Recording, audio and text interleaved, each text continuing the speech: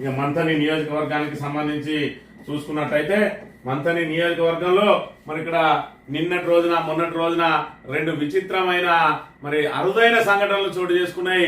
మరి ఇక్కడ రెండు వర్గాల మధ్య వర్గపోరు ప్రారంభమై ఒకరు మరి ఇక్కడ ఫోన్లలో దూషించడం, మరొకరు ఏకంగా ఇంటి మీదకి దాడిగా వెళ్లడంతో మరి ఇరుపక్షాల ఫిర్యాదుల మేరకు 16 మంది కాంగ్రెస్ నాయకులపై కేసులు నమోదైనాయి. మరి ఇక్కడ అరుదైన సంఘటన ఎందుకంటున్నాం అంటే మరి కాంగ్రెస్ నాయకులు కొట్టినా కూడా కేసులు కావు. మరి ఇక్కడ మంథని నియోజకవర్గంలో అట్లా ఉన్నది పోలీసు వ్యవస్థ.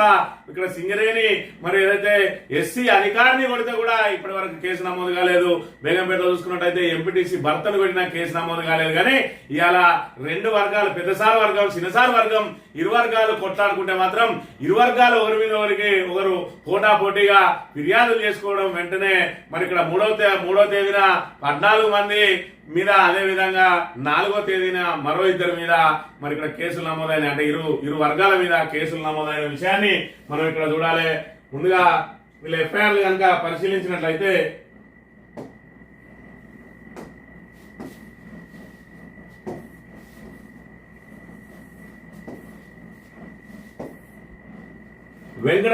బర్ల వెంకటలక్ష్మి ఇచ్చిన ఫిర్యాదు మేరకు మరి 3వ తేదీన రామగిరి పోలీస్ స్టేషన్లో red with 189/2, red with 191/2, red with 329/4, red with 296/B, red with 115/2, red with 351/2, red with 190 BNS. అబ్బో, ఇన్ని సెక్షన్ల కింద కేసులు నమోదైనవి. ఎవరెవరి మీద అయినాయి అంటే గొర్రె నరేష్, గిరవేన రాకేష్, చిన్న మహేష్, కాల్వ శ్రీనివాస్, బెల్లం శ్రీనివాస్, తొట్ల ప్రసాద్, ఎరవేన అజయ్, పుల్లె కౌరయ్య, గాజుల వెంకటేష్, గాజుల అభిరామ్, పులి వెంకటసాయి, పులి వినయ్, తొగరి చంద్రయ్య, బండారి శివ అండ్ అదర్స్ అంటే ఇంకా ఉన్నారు.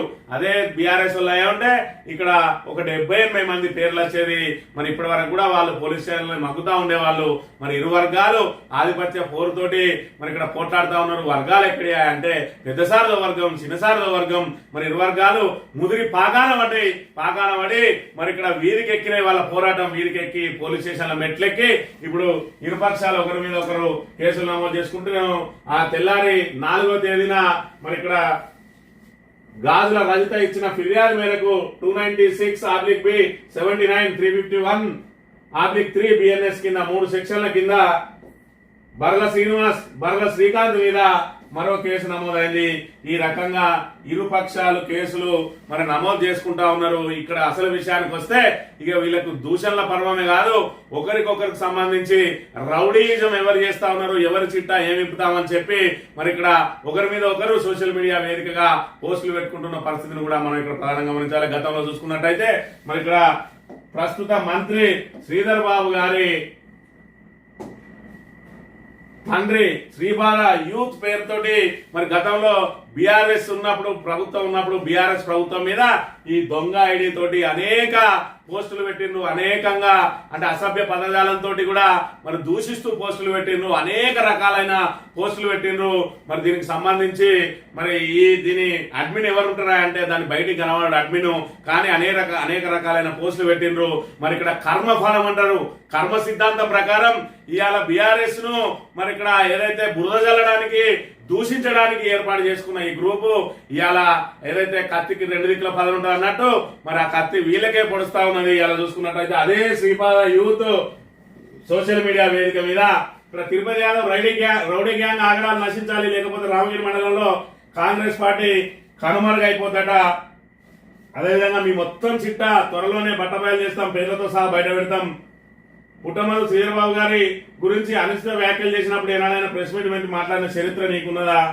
అధిష్టానం దృష్టిలో అన్ని ఉన్నాయి, సమయం కోసం ఎదురు చూస్తున్నారు. ఇదే మంచి సమయం, ఉంటే మీరైనా ఉండాలి, ఇక మేమైనా ఉండాలి, మీ పెత్తనం మాకు వద్దు అని చెప్పి మరి ఇక్కడ రెండు వర్గాలు, ఒక వర్గానికి సంబంధించిన నాయకులు పెత్తనం ఇక్కడ నడుస్తా ఉన్నదని చెప్పి మరి ఇక్కడ చిన్నసారుకు సంబంధించిన వర్గం అంతా కూడా కత్తులు నడుతా ఉన్నదట. కాకపోతే చిన్నసారు ఇళ్ళవేళ వాళ్ళకి అందుబాటులో ఉంటా ఉన్నాడు. మరి ఇక్కడ చూసుకున్నట్టయితే రౌడీ గ్యాంగ్ ఆగడాలు అని చెప్పి స్వయంగా మరి ఇక్కడ వాళ్ళ పార్టీ నాయకులే పెట్టుకుంటా ఉన్నారు. ఇక్కడ రౌడీ గ్యాంగ్ ఆగడాలు నశించాలని మేము అదే చెప్తా ఉన్నాం. ఇక్కడ కాంగ్రెస్ రౌడీజానికి పాల్పడతా ఉన్నది. మరి ఇక్కడ రియల్ ఎస్టేట్ చేయడానికి ఎవరైనా రియల్ ఎస్టేట్ వ్యాపారం వస్తే వాళ్ళను దోసుక తింటా ఉన్నారు, బెదిరింపులకు గురి చేస్తా ఉన్నారు. ఆఖరికి ఏదైనా భూమి మీద వీళ్ళ కన్ను పడితే మరి అక్కడ భూమి మేమే కొనుగోలు చేయాలి, ఎవరు ఇక్కడికి రావద్దని చెప్పి ఏకంగా వాళ్ళని ఇంటికి పిలిపించి దాడులు జరిగిన సంఘటన కూడా మనం చూసినాం.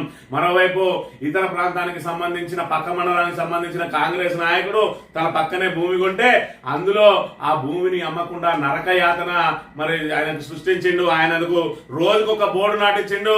మరి ఇక్కడ ఆయనకున్న పలుకుబడితోటి మరి ఇదే రకంగా ఏ విధంగా అయితే రియల్ ఎస్టేట్ వ్యాపారులను మరి ఇక్కడ భూ యజమానులను ఏ విధంగా అయితే బెదిరిస్తా ఉన్నారో, బెదిరించి వసూళ్ల పర్వానికి పాల్పడతా ఉన్నారో, మరి ఇక్కడ ఏదైతే లిటిగేషన్ భూములలో తన పేరు మీద రాయించుకొని ఎస్సీ ఎస్టీ కేసులు పెడతామని భూ యజమానులను బెదిరిస్తూ ఈ భూమి మాదే అని ట్రాక్టర్లలో బెదిరించుడు, అదేవిధంగా జేసీబీలలో బెదిరించుడు, వీళ్ళకి ఎవరు రావద్దు అని చెప్పి బెదిరించుకుంటూ మట్టి పోతే మట్టి వాళ్ళను కూడా బెదిరించుకుంటూ ఏ విధంగా అయితే రౌడీజానికి పాల్పడుతున్నారో దానికి సంబంధించి రామగిరిలో నయీం తరహా ఆగడాలు అని అంటే మరి ఇక్కడ చలించిపోయిన ఎప్పుడు సాగు భాష పాపం ఉరికిపోయి ఇక్కడ రెండు గ్రూపుల మధ్య తగాదాలు పెట్టడానికి ప్రయత్నం చేస్తా ఉన్నాడని చెప్పి ఒక కంప్లైంట్ ఇచ్చి పోలీసులను కేసు నమోదు చేయించిండు. ఇప్పుడు చెప్పాలి సమాధానం, మీ సొంత పార్టీలో పెట్టిండ్రు ఇక్కడ రౌడీ గ్యాంగ్ ఆగడాలు నశించాలి అని చెప్పి. మరి ఇప్పుడు ఎవరు సమాధానం చెప్తాడు దీనికి? ఈ రౌడీజం చేస్తా ఉన్నారు అని చెప్పి మీ వాళ్ళే చెప్తా ఉన్నారు. ఈ రకంగా జనాలను ఏదైతే అధికారంలోకి వస్తే జనాలకు ఏదో తోచిన సాయం చేయాలి కానీ అలా భూములు గుంజుకోవడానికి అలా భూముల మీద బాగా వేసి రియల్ ఎస్టేట్ వ్యాపారులు ఎవరు కూడా రామగిరి మండలానికి రావద్దు. ఇదంతా మా గుత్తా, మేమే ఇక్కడ రియల్ ఎస్టేట్ చెప్తే మేమే చేయాలి. మాకు భూ యజమానులు మరి 50 లక్షలకు 60 లక్షలకు ఇచ్చేది మీరు వచ్చి 1,20,00,000 1,30,00,000 ఎందుకు పెడతారు? మీరు రాకపోతే ఆ చౌకకు మాకే ఇద్దరు భూములు, మేము తప్ప ఇక్కడ ఎవరు మరి ఇక్కడ రియల్ ఎస్టేట్ చేయొద్దు అని చెప్పి ఏ రకంగా అయితే బెదిరింపులకు పాల్పడతా ఉన్నారో ఇక వాళ్ళ ఇప్పుడు వర్గ విభేదాలతోటి బట్టబయలైనాయి. ఇక్కడ మొత్తం చిట్టా త్వరలోనే బట్టబయలు చేస్తాం, పేర్లతో సహా బయట పెడతామట. మరి చిట్టా బయట పెట్టాలి. ఏ రకంగా మరి ఇక్కడ దోసుక తింటారో జనాలకు కూడా తెలవాలి. దీనికి మంత్రి శ్రీధర్ బాబే సమాధానం చెప్పాలి. ఈ రకంగా నీ అనుసర వర్గం ఏ రకంగా ప్రజలను భయభ్రాంతులకు గురి చేస్తా ఉన్నారు, దోపిడీకి పాల్పడతా ఉన్నారు, రౌడీజానికి పాల్పడతా ఉన్నారు.